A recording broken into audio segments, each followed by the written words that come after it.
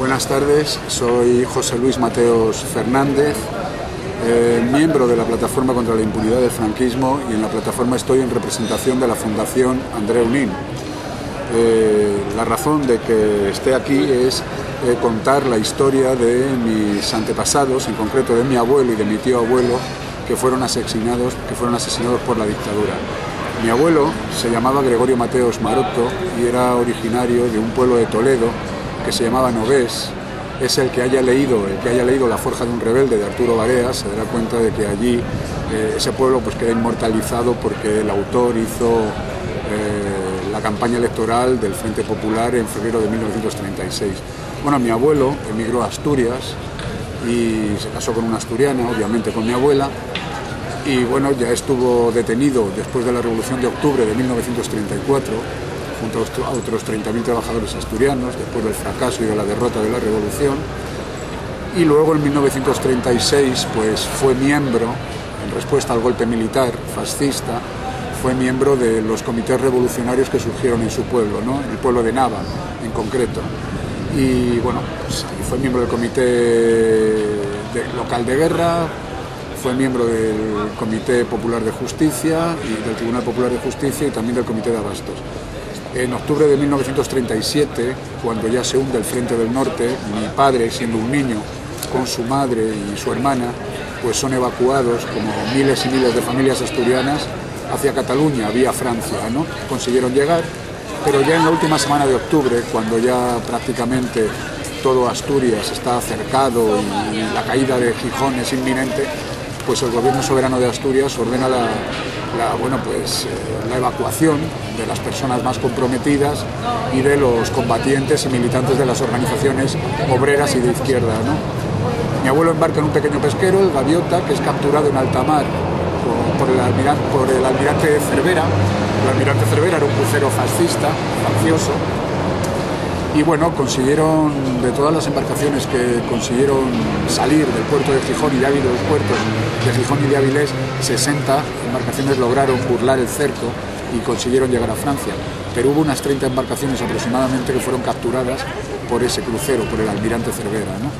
Los detenidos, que fueron más de 2.000, entre 2.000 y 3.000, pues fueron trasladados a Galicia, primero a Ribadeo, luego a Bayona, y todos los asturianos pues fueron distribuidos entre diferentes campos de concentración que se habilitaron al efecto, ¿no? A mi abuelo le tocó el campo de concentración de Camposancos, famoso campo de concentración que está situado en la desembocadura del río Miño, junto a La Guardia, casi en la frontera con Portugal, y era una antigua residencia de jesuitas. Bueno, allí estuvo hasta que le llegó la hora del Consejo de Guerra. En el Consejo de Guerra, en el sumario, pues encartaron a otras 19 personas. Total, en ese Consejo de Guerra hubo 20 personas, 20 militantes de izquierda, que además no se conocían entre ellos, de diferentes pueblos, de diferentes organizaciones, de diferentes experiencias, pero daba lo mismo. La acusación contra todos fue general, ¿no? Es decir, rebelión militar y auxilio a la rebelión, todo esto por defender el gobierno legítimo de la República, ¿no? Y bueno, de los 20 procesados en ese Consejo de Guerra hubo 5 penas de muerte, una de ellas para mi abuelo, y el Consejo de Guerra se celebró, me parece que el 23 de junio de 1938, una vez sentenciado a muerte, los sentenciados a muerte, los 5 fueron trasladados a la isla de San Simón y allí se juntaron con otros condenados de otros procesos, también de diferentes campos de concentración, y el 5 de agosto de 1938, justo el mismo día que mataron a las 13 Rosas, pero un año antes, en este caso en el 38, las 13 Rosas fueron asesinadas en el 39, el 5 de agosto, bueno, pues fue fusilado con 6 compañeros más en esa isla, en la isla de San Simón, que está junto a Redondela, en la ría de Vigo, ¿no? Eso fue el 5 de agosto y bueno, el certificado de defunción de mi abuelo, según el registro civil de Vigo, dice que murió de profusa hemorragia interna, que era una denominación genérica que se utilizaba para definir a todos los condenados a muerte y fusilados, ¿no? Bueno, mi padre, siendo un niño, pues estaba en Cataluña, no se enteraron hasta que no llegaron a Francia, después de abandonar Cataluña en enero del 39, cuando la caída de Cataluña, ¿no?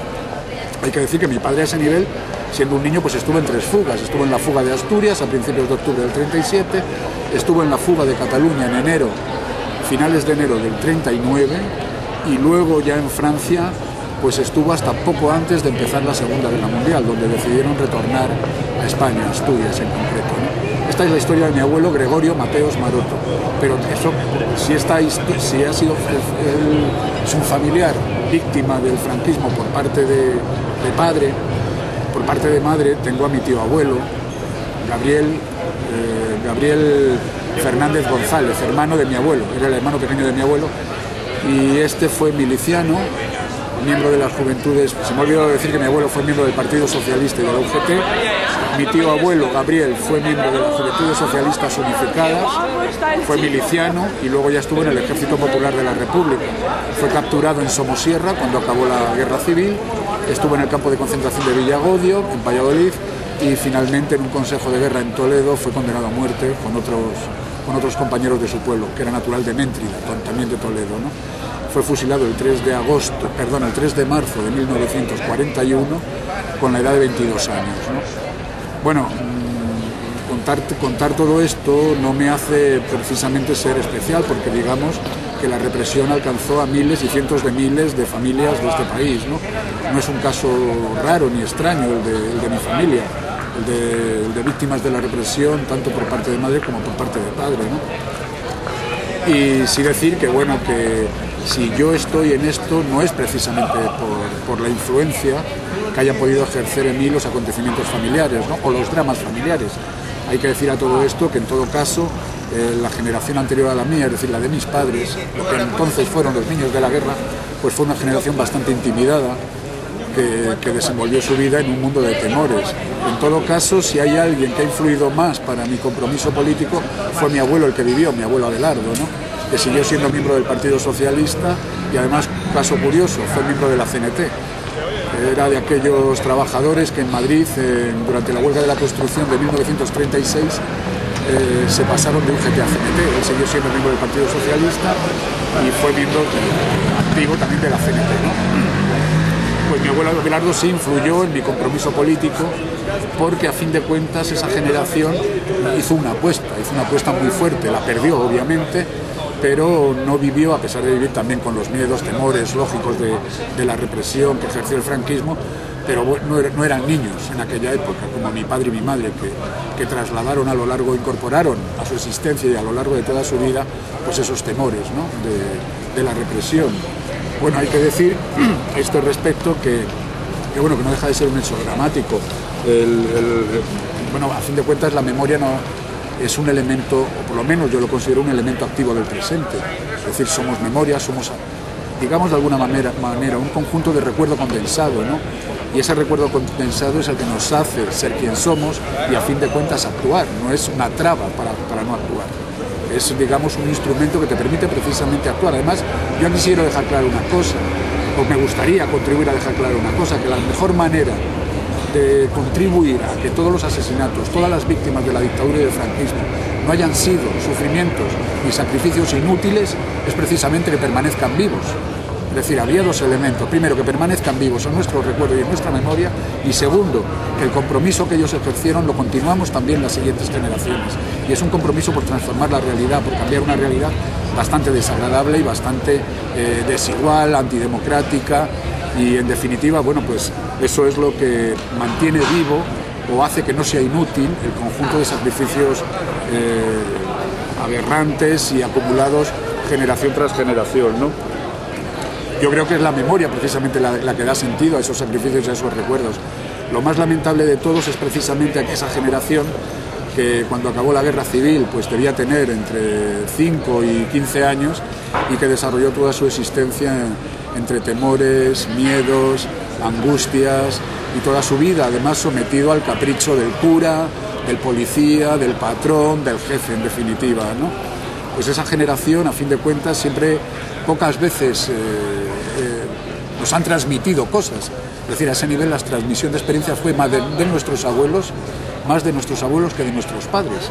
Es decir, nuestros padres con ese afán protector pretendieron o consideraron que el olvido permitía superar